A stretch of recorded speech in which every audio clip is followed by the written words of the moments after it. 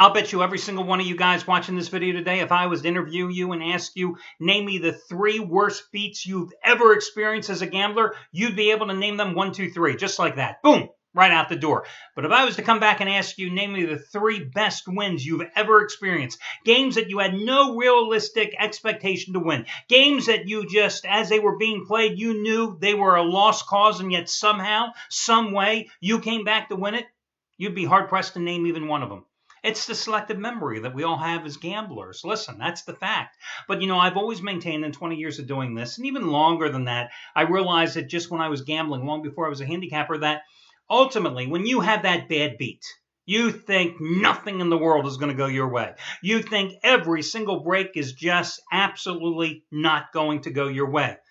But more often than not, over the course of the long haul, those breaks go more in your direction than against you. But again, that selective memory mechanism kind of prevents you from realizing that.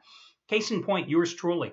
2 nights ago, I have another 15-dime best bet, which you got for half price, FYI, on the Cleveland Cavaliers. Cavaliers jump out, up 11 points at the end of one, up at 10 points at halftime at home. They're laying 7.5 to Atlanta in game number 1. They're up by 18 points with 4 minutes to go in the third quarter. And then the Hawks go on this incredible run. They actually take a 1-point lead. And what does Cleveland do? They go on a big 25-12 run to end the game and get the win and cover. Last night, you're down 11 if you're like me, and you got my play last night on the Warriors. You're down 11 entering the fourth quarter. You're laying 9.5. I'm sorry. That's one of those games you have no shot at winning. And then, of course, Portland scores 12 points in the fourth quarter, and suddenly you look and you go, oh, well, that was a hell of a good thing. I mean, I won by double digits. Listen, again, if you ask somebody a year from now, hey, do you remember that Game 2 win with the Warriors? They won't remember that. But if you ask them to name that 2-point conversion that screwed you in the final seconds of play, yeah, they'll remember those type of things. Hey, guys, listen, needless to say, I won each of the past 2 nights.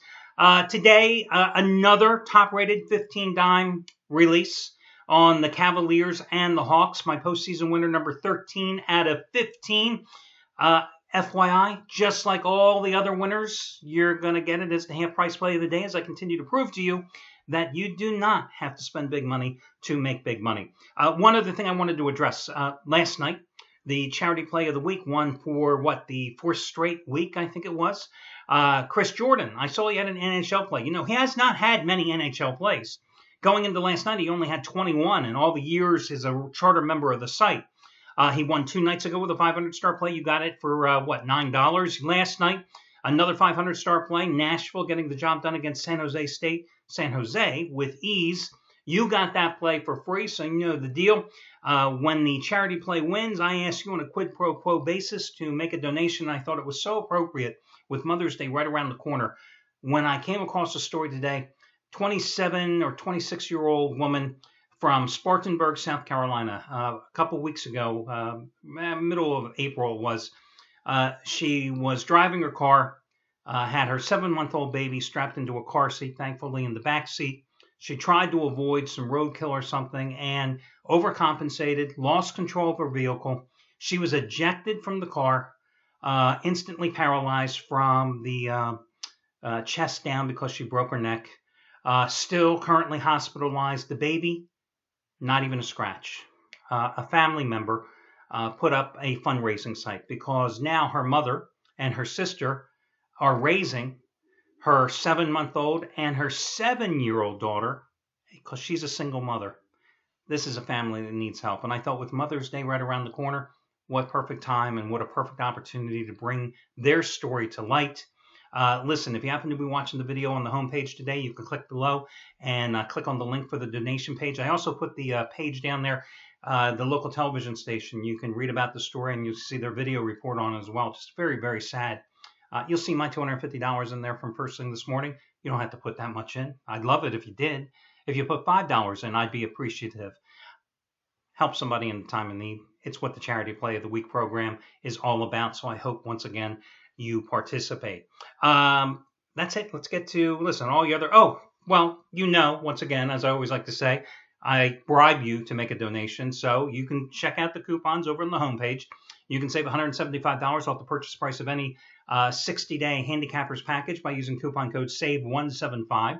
You can save, $125 off the purchase of any handicappers 30-day package using coupon code SAVE125.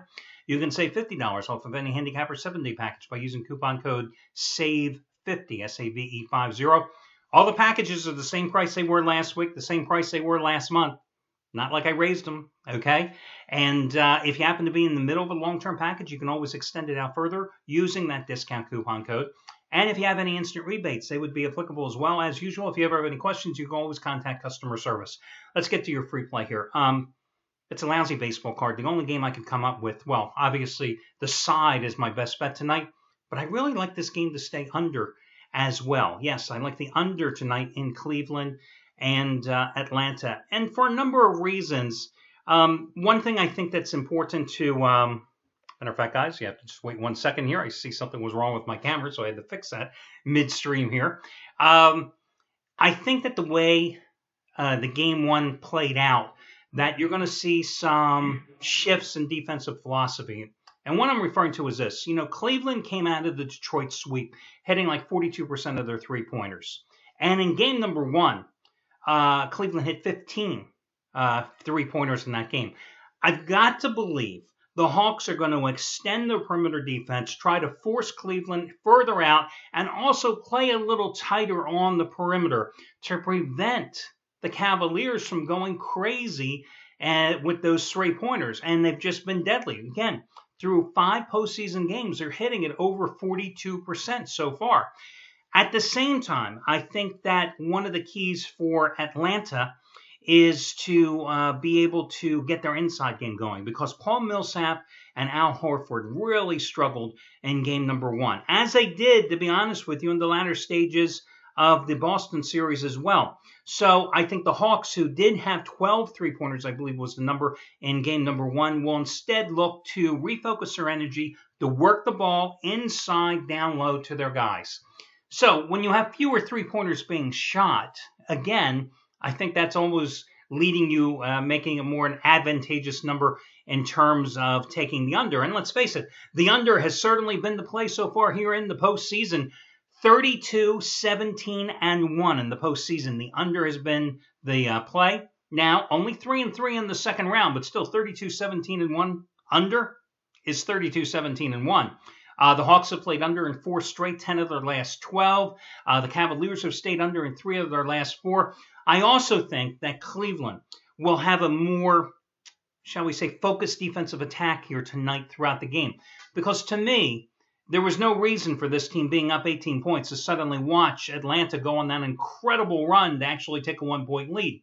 The reason they did so is because the Cavaliers got sloppy, and particularly on defense where they just didn't put in the effort. So I think tonight you're going to see Cleveland really go all out the full court length of the game defensively and not have that lapse. So those are the various figures that I think lead this game to staying under the total. Now, in terms of your playoff performance, the Warriors covered last night as the favorite. The Raptors naturally lose game number one outright as the chalk. Favorites, though, still are 31-19 against the spread in the postseason. 4-2 in second round play. The only favorites to lose: Spurs in game number 2, Raptors in game number 1 last night. 32 double-digit blowouts, 29 of them by favorites.